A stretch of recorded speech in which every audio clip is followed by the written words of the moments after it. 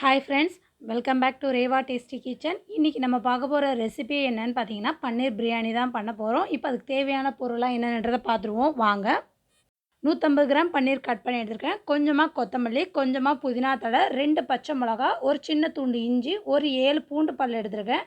Next ஒரு 2 table spoon அளவுக்கு தனியாத்தூள், 1 டேபிள் ஸ்பூன் அளவுக்கு தனி மிளகாத்தூள், 2 டேபிள் ஸ்பூன் அளவுக்கு தயிர், தேவையான அளவுக்கு உப்பு. நெக்ஸ்ட்டு பார்த்தீங்கன்னா இது 2 தக்காளி கட் பண்ணி எடுத்துருக்கேன். 2 வெங்காயம் நீல வாக்கில் கட் பண்ணி எடுத்துருக்கேன். 1 ஸ்பூன் அளவுக்கு சோம்பு, 1/4 ஸ்பூன் மஞ்சள் தூள், இது கூட 1 டேபிள் ஸ்பூன் அளவுக்கு கரம் மசாலா. இது வந்து தாளிக்க பிரிஞ்சி இலை. நெக்ஸ்ட்டு பார்த்தீங்கன்னா லவங்கம், ஏலக்காய், ஒரு அன்னாச்சிப்பூ, 2 பட்டை துண்டு எடுத்துருக்கேன். இப்போ இதை எப்படி செய்யலான்றதை பார்த்துருவோம் வாங்க. இந்த அரிசி பார்த்திங்கன்னா 1/4 கிலோ அளவுக்கு பிரியாணி அரிசி ஒரு 1/2 hour முன்னாடியே கழுவி ஊற வச்சுட்டேன். இப்போ ஒரு பவுல் எடுத்துக்கலாம். இதில் இந்த பன்னீர் க்யூப்ஸை ஆட் பண்ணிவிடுவோம். இப்போ இதில் வந்து பாதி அளவுக்கு நான் கரம் மசாலா ஆட் பண்ணிடுறேன். நெக்ஸ்ட்டு இது கூட தனி மிளகாத்தூள், இது கூட இந்த தனியாத்தூளையும் நான் ஆட் பண்ணிடுறேன். நெக்ஸ்ட்டு இந்த மஞ்சள் தூளையும் ஆட் பண்ணிவிட்டு இதுக்கு தேவையான அளவுக்கு கொஞ்சமாக உப்பு ஆட் பண்ணிக்கலாம். ஆட் பண்ணிவிட்டு இது எந்த அளவுக்கு நல்லா மிக்ஸ் கொடுக்குறோமோ அந்த அளவுக்கு கொடுத்துடணும். நல்லா அந்த பன்னீரில் வந்து இந்த மசாலாஸ்லாம் நல்லா கோட் ஆகிருக்கணும். நல்லா ஈவனாக ஸ்ப்ரெட் பண்ணி விட்டுருவோம் இதை. இப்போ பார்த்திங்கன்னா இது நல்லா நான் ரெடி பண்ணி எடுத்துட்டேன். இது ஒரு பக்கம் இருக்கட்டும். நெக்ஸ்ட் என்ன செய்கிறதுன்றதை பார்த்துருவோம். இப்போ நான் ஒரு மிக்சர் ஜார் எடுத்துக்கிறேன். இதில் வந்து இந்த கொத்தமல்லி தழை, நெக்ஸ்ட்டு இது கூட புதினா,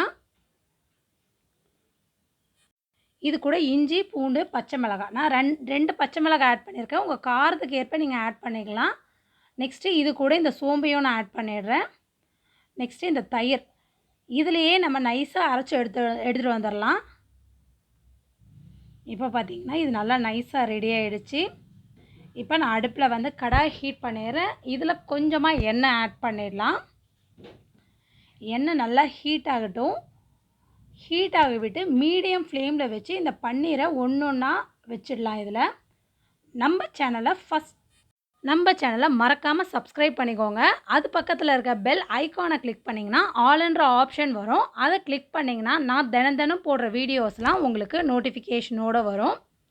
இப்போ பார்த்திங்கன்னா நான் எல்லா பன்னீரையும் ஆட் பண்ணிவிட்டேன். இது மீடியம் ஃப்ளேம்லேயே இருக்கட்டும். இப்போ பார்த்திங்கன்னா 4 சைடும் நல்லா திருப்பி விடணும். எல்லா பக்கமும் அது நல்லா குக் ஆகணும். அந்த அளவுக்கு இதை நான் திருப்பி விட்டுறேன் இதை. இப்போ இது எல்லாமே ரெடி ஆகிடுச்சு. அடுப்பு ஆஃப் பண்ணிவிட்டு அடுப்பில் வந்து நான் குக்கர் ஹீட் பண்ணிடுறேன். இதில் கொஞ்சமாக எண்ணெய் ஆட் பண்ணிடலாம். நெக்ஸ்ட்டு இதில் தாளிக்க தேவையான பொருள்லாம் இதில் ஆட் பண்ணிவிடுவோம். இது நல்லா பொரிய விட்டு இது கூட வெங்காயத்தை ஆட் பண்ணிடலாம். இதோட டேஸ்ட்டே பார்த்திங்கன்னா நம்ம புதினா, கொத்தமல்லி, இஞ்சி, பூண்டு, அந்த சோம்பு, தயிர்லாம் சேர்த்து அரைக்கிற டேஸ்ட்டு தான் இதோட வாசனையே சூப்பராக இருக்கும். இப்போ இந்த வெங்காயத்தை நல்லா வதக்கி விட்டு செவந்து வர வரைக்கும் நல்லா மிக்ஸ் பண்ணி விட்டுருவோம் இதை. இது கிட்ஸுக்கு ரொம்ப பிடிச்சமான ரெசிபி. பன்னீர் பார்த்திங்கன்னா நம்ம பொதுவாக அப்படியே போடாமல் இது மாதிரி ஃப்ரை பண்ணி போடுறப்ப அதோட டேஸ்ட் ரொம்ப நல்லாயிருக்கும். இப்போ இதில் வந்து நான் தக்காளி ஆட் பண்ணிடுறேன். இப்போ இந்த பிரியாணிக்கு தேவையான அளவுக்கு உப்பு ஆட் பண்ணி இதை நல்லா மிக்ஸ் பண்ணி விடலாம். இது நல்லா மேஷ் ஆகி வரணும்.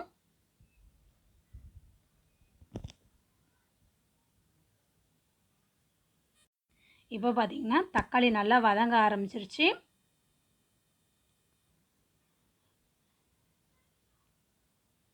இப்போ நெக்ஸ்ட்டு வந்து இந்த டைமில் ஆட் பண்ணுறதெல்லாம் நம்ம ஆட் பண்ணிடலாம். மசாலாஸ் மீதம் இருக்க கரம் மசாலா, நெக்ஸ்ட்டு பார்த்திங்கன்னா தனி மிளகாத்தூள், இது கூட தனியாத்தூள், இதையும் ஆட் பண்ணி ஒரு மிக்ஸ் கொடுத்துடலாம். நல்லா லோ ஃப்ளேம்லேயே வச்சு எந்த அளவுக்கு மிக்ஸ் கொடுக்குறோமோ அந்த அளவுக்கு இதோட டேஸ்ட் பார்த்திங்கன்னா நல்லாயிருக்கும். அந்த எண்ணெயிலேயே நல்லா வதங்கிடும் அந்த மசாலாலாம்.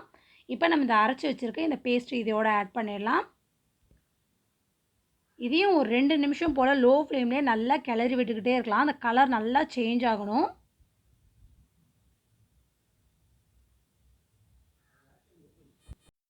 இப்போ இது நல்லா மிக்ஸ் ஆகிடுச்சு பாருங்கள் எந்த அளவு கலர் சேஞ்ச் ஆகிருக்குன்னு. இப்போ இதில் நம்ம தண்ணி ஆட் பண்ணிடலாம். இப்போ நான் இந்த டம்ளரில் வந்து 1 டம்ளர் அரிசி எடுத்துருக்கேன். அதனால் இதில் 1.5 டம்ளர் தண்ணி ஆட் பண்ணுறேன். அந்த மிக்சியில் ஜாரில் மீதம் இருந்தால் அந்த இதுலேயே நான் தண்ணி ஆட் பண்ணி இதில் ஆட் பண்ணுறேன். இப்போ இது நல்லா மிக்ஸ் பண்ணி விடுவோம். இது நல்லா கொதி வரணும்.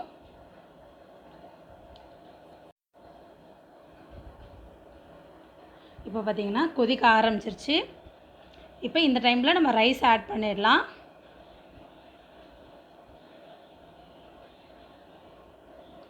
இப்போ இது நல்லா மிக்ஸ் பண்ணி விட்டுட்டு நான் வந்து கொஞ்சமாக புதினா கொத்தமல்லி தழை இது லைட்டாக இது மேலே போட்டுடலாம். இது போட்டுட்டு நெக்ஸ்ட்டு வந்து நம்ம வந்து கட் பண்ணி க்யூப் பண்ணி வச்சுருக்கோம்ல பன்னீர், வறுத்து வச்ச பன்னீரை இதோட ஆட் பண்ணிடலாம். ஆட் பண்ணிவிட்டு ரொம்ப மிக்ஸ் பண்ண வேணாம், லைட்டாக ஒரு பெரட்டி விட்டுட்டு குக்கரை க்ளோஸ் பண்ணிவிடுவோம். குக்கரை க்ளோஸ் பண்ணிவிட்டு வெயிட் போட்டு ஒரு 20 நிமிஷம் போல் லோ ஃப்ளேம்லேயே வச்சிங்கன்னா பர்ஃபெக்டாக பிரியாணி ரெடி ஆகிடும். இப்போ பார்த்திங்கன்னா சூப்பராக ரெடி ஆகிடுச்சு பாருங்கள். இப்போ அடி வரைக்கும் நல்லா ஒரு மிக்ஸ் கொடுத்துட்டு இதை ஒரு பிளேட்டில் நான் சேஞ்ச் பண்ணி காமிக்கிறேன் பாருங்கள். அவ்வளோதான், ரெடி ஆகிடுச்சு மசாலா பன்னீர் பிரியாணி. ட்ரை பண்ணி பாருங்கள். இந்த வீடியோ உங்களுக்கு பிடிச்சிருந்ததுன்னா லைக் பண்ணுங்கள், கமெண்ட் பண்ணுங்கள், ஷேர் பண்ணுங்கள். மறக்காமல் நம்ம சேனலை சப்ஸ்கிரைப் பண்ணிக்கோங்க. இன்னொரு வீடியோவோட நாளை உங்களை சந்திக்கிறேன். நன்றி, வணக்கம்.